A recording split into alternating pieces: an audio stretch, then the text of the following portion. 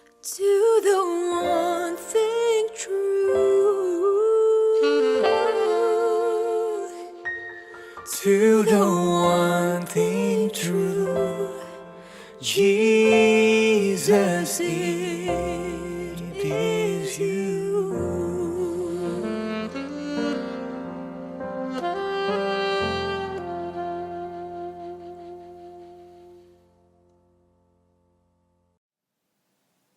Out of all the prophets in the Bible, there is none more interesting than the character Jonah. He has to be the most successful prophet when it comes to people turning to God, but he is also probably, by our definition, the worst one due to his attitude beginning to end. The book of Jonah is one of those books, if I was the editor, would not be included in the Bible because this man is not a good representation of what a prophet of God should be like. But I keep coming back to this story so many times throughout my life because out of all the characters in the Bible, he is probably the most human of them all and who I relate to the most. So we'll be going throughout the first chapter of this book to help us understand not only Jonah, but ourselves as well. Which leads me to our title, So Far Gone. So picking up in Jonah chapter 1, verses 1 through 3, it states, "The Lord gave this message to Jonah, son of Amittai. Get up and go to the great city of Nineveh. Announce my judgment against it because I have seen how wicked its people are." But Jonah got up and went in the opposite direction to get away from the Lord. He went down to the port of Joppa where he found a ship leaving for Tarshish. He bought a ticket and went on board, hoping to escape from the Lord by sailing to Tarshish. Now, Jonah has done something that many of us would be surprised to see a prophet do, and that is intentionally disobey God. This man went out of his way to go down to a port and see where all the ships were going, and saw one going to Tarshish, the opposite direction of Nineveh, and then bought a ticket. Nineveh is to the east of Israel, and Tarshish is to the west of Israel, but not just a little west. Tarshish was known as a place that was considered at the end of the earth because of how far out it was from everything. Jonah is trying his best to be nowhere near Nineveh and is truly trying to escape God's presence, no matter how ridiculous that sounds. So let's keep reading to see how this goes for Jonah. Picking back up in verses 4 through 5, it states, "But the Lord hurled a powerful wind over the sea, causing a violent storm that threatened to break the ship apart. Fearing for their lives, the desperate sailors shouted to their gods for help and threw the cargo overboard to lighten the ship. At this time, Jonah was asleep down in the hold. Jonah and these sailors are caught in this horrible storm at sea caused by God. It was so bad that the ship was about to break apart. The sailors, while throwing the cargo overboard, were crying out to all their different gods." But notice the lowercase g right there. Why is it lowercase at this time? Because the gods they are screaming for don't exist. They're shouting out all these names to fake gods who aren't going to answer. They look so foolish, and they keep bouncing around from God to God, hoping one of them works. Their faith is so asleep that it hasn't dawned on them that maybe the gods they are running to aren't so strong or reliable as they think they are. Of course, we look at them and think, how could they be so ridiculous but run into all these different gods? But don't we do the same? Don't we have our own gods that we run to in the midst of the storm, even though they are never there when we need them most? Do we not sleep soundly on the one and only God as well, just for a bunch of little gods? There are a bunch of other gods that we run to we feel bring us joy, comfort, relaxation, stress relief, and peace.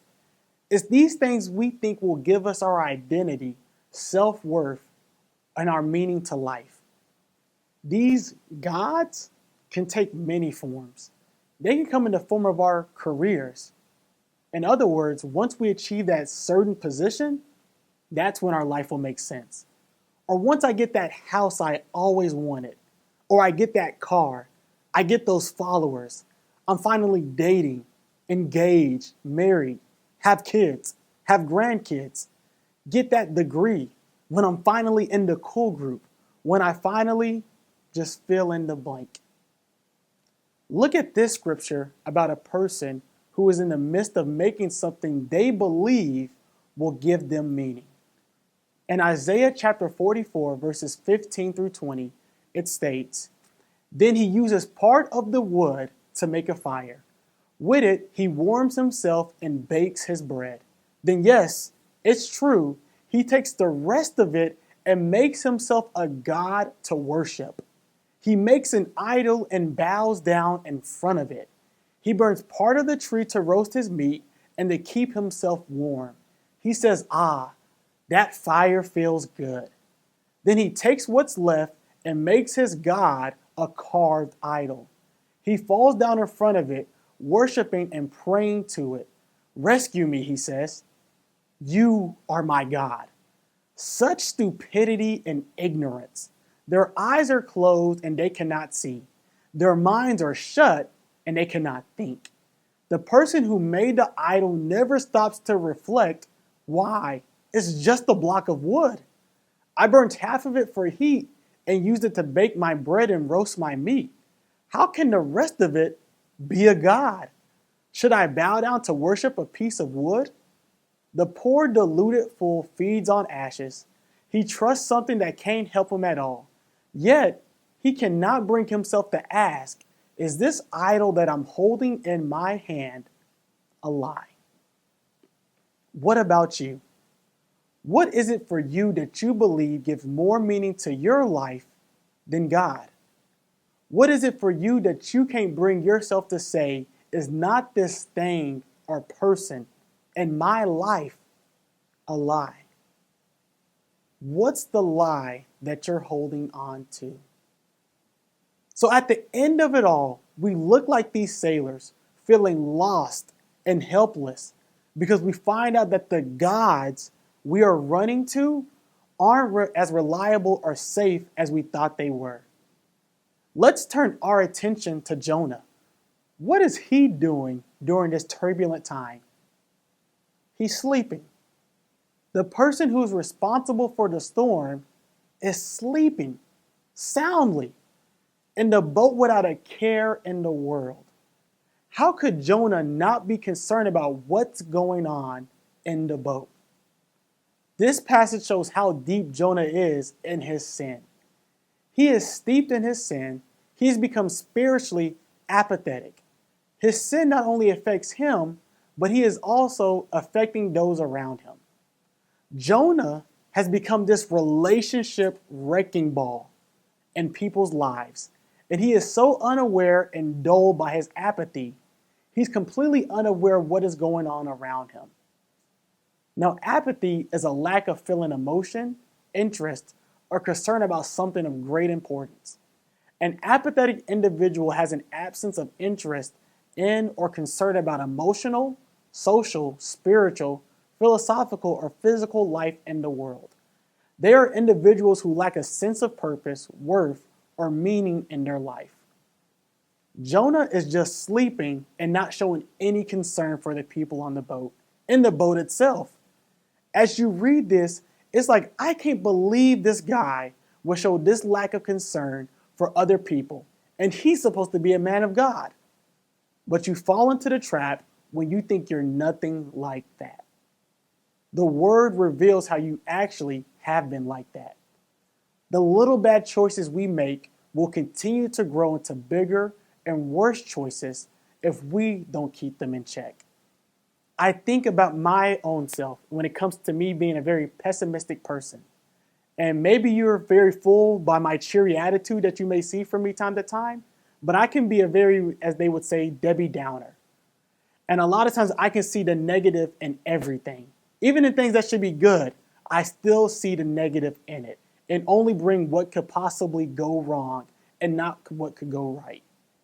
And what I realize a lot of times when I have that attitude, that affects a lot of people around me. It can affect my spouse, it can affect my friends, my family, and my fellow peers. It makes me realize that, man, if I don't get this in check, I'm not just going to destroy myself, but those around me, and even my own relationship with God. Something to ask yourself is, am I so apathetic, so asleep at the wheel, that I don't even realize the trail of destruction I'm leaving around people? Maybe you're thinking of somebody else that's like that, but you need to think about the way you live. We don't notice that while we have been feeding our flesh, that we're starving our soul. If you played a video of everything you did this week, would that wake you up from your slumber? Have you ever just sat back and watched how you live your life? Are you aware of what type of person you are? Does your family like you? Do they dread coming home because of how you treat them? Do they say, I'm about to step into the zoo now? Do you tend to always be in bad relationships and blame everybody else besides looking at the common denominator? Do your siblings tolerate you instead of being proud of you? Are you always at the center of drama? Have you noticed how you go through the motions of life but have no ambition to get anything done? Are you a headache to your family group? Does your teacher dread having you as a student? Have you noticed how critical you are of people? Have you noticed how you really aren't that loving? And how you barely spend any time with God? Have you really served no one unless you benefit from it? The list goes on, and there may be other things sticking out to you that you never realized, especially for those of us who feel like, that's not me. Another question to think about, if God played back how you lived your life just last week, would you stand there brimming with confidence, or would you be looking for the closest exit? Let's continue with Jonah's descent into his sin. Picking back up in verses 6 through 12. So the captain went down after him. How can you sleep at a time like this? He shouted. Get up and pray to your God. Maybe he will pay attention to us and spare our lives. Then the crew cast lots to see which of them had offended the gods and caused a terrible storm. When they did this, the lots identified Jonah as the culprit. Why has this awful storm come down on us? They demanded. Who are you?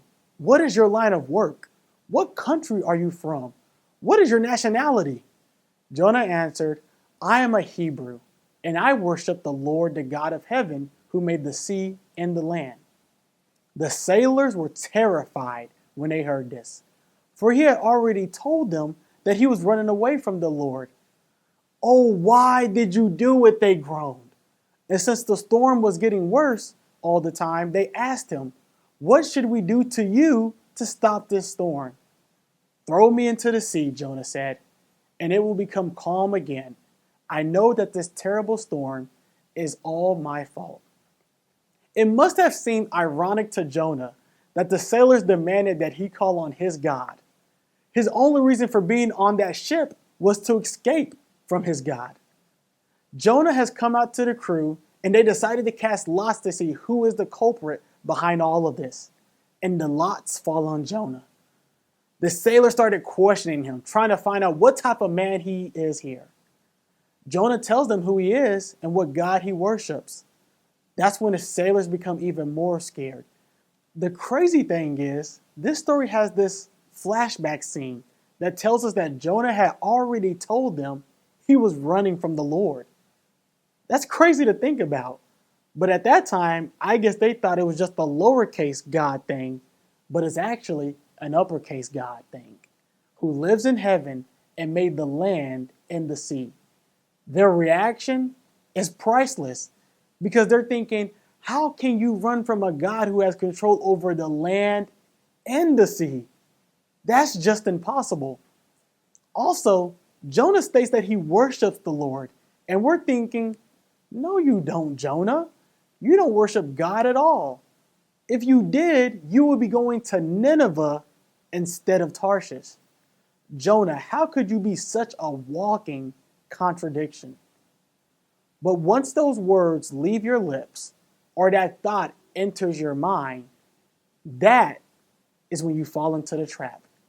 You see, the word questions you with the story by suggesting you've never said anything about yourself or your beliefs, but instead you contradicted yourself by your actions. Just like Jonah, we can be so asleep to the way we live, we don't notice how we contradict ourselves. We contradict ourselves when we can't forgive someone, but expect everyone to forgive us. We have a low tolerance for others, but expect others to tolerate us. When we are exclusive to those we hang with, but expect everyone to include us. When you say people don't give enough time to me or check up on me, but you hardly give time or check up on others yourself. We contradict ourselves by trying to obtain Christian elements without God. In this story of Jonah, what stands out to me is the sailors and how they realize how big a deal it is. But Jonah is so nonchalant about it. It's crazy that the pagans, people who didn't even follow God, realized how much Jonah has messed up. They see Jonah's life as a wreck before he even realizes it. That is how it is for us too. We have people who are in our lives. We see how life is not going great, but we are so asleep that we just give a sigh or an eye roll when someone gives us advice that could put us on a path towards God. Now we get to the part when Jonah tells the men how to solve the issue by throwing them overboard. Jonah is still steeped in his sin and would rather die than head to Nineveh. If he was truly awake to God's presence, he would have said, we need to go back east. But he doesn't want to do that. So he chooses death over doing what God says. He is so far gone. He isn't thinking straight. He has convinced himself that his way is better, even if it means choosing death. We can be just like Jonah and choose to go down this rabbit hole of self-inflicted pain and not take the out that God has given us.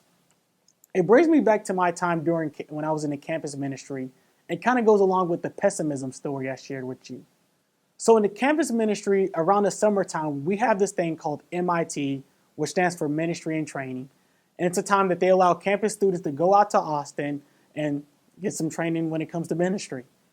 And during the time that I was going, you actually had to apply to go, and you would either get rejected or you would get accepted to go there. And so the crazy thing is I didn't apply because I didn't want to go. I didn't want to be a leader because in my mind, I'm like, do you see the type of critiques leaders get? Have you ever read the Bible and see how leaders in the Bible get treated? Who would ever want to become a leader in the church? And so I didn't sign up. And then one day, Josh Hose, the campus leader at the time, came up to me and said, I noticed that you didn't apply, Jamal. I said, yeah, I don't plan on going, man. I'll leave that to you other people who have a bigger heart than me. And he said, well, hey, man, don't worry about it. We already accepted you. You don't got to worry about paying. And we already got a ride set up for you to come out there with us to Austin. I was upset. I was frustrated because I'm like, I do not want to be a leader.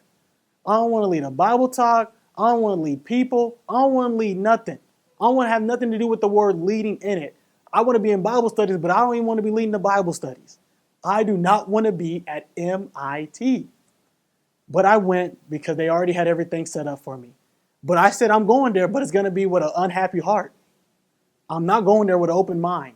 And so when I arrived there, people would be asking, Jamal, what are you doing here? And I say, good question. And I was so upset, so frustrated, so far gone, just like Jonah. I was so closed off to what God was trying to do for me in my life.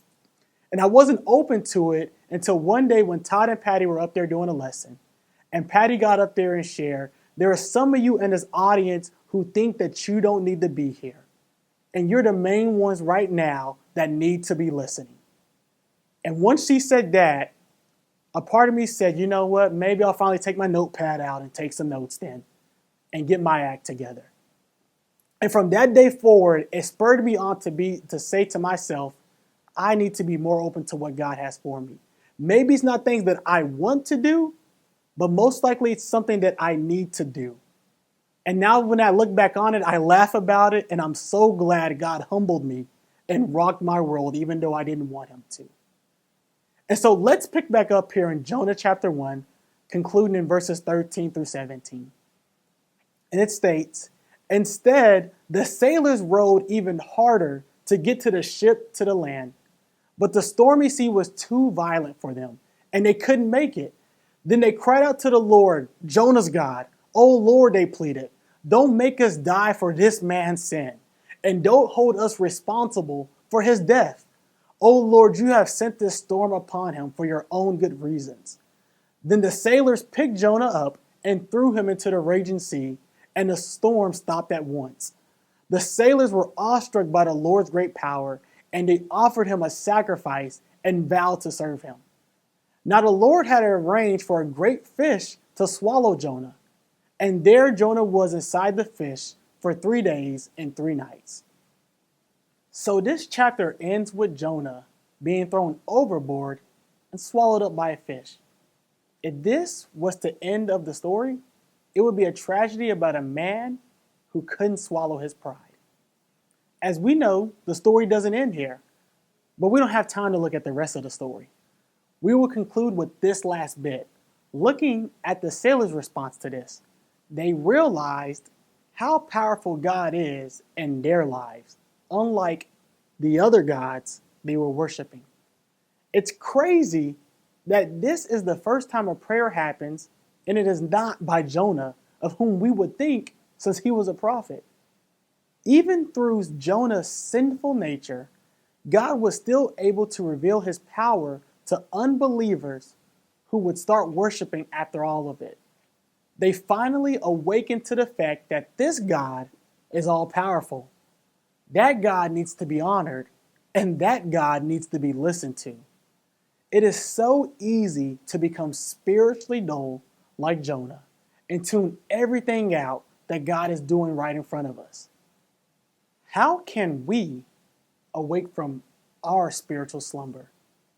We have to reflect on how we've been living our lives. It starts with being humble and listening to what God is trying to show us. It's being willing to admit we need help and guidance from others to call us higher in our spirituality. It's being willing to admit to God that we are so far gone and we need to wake up from our spiritual slumber. Let's continue to ask ourselves, are we so far gone?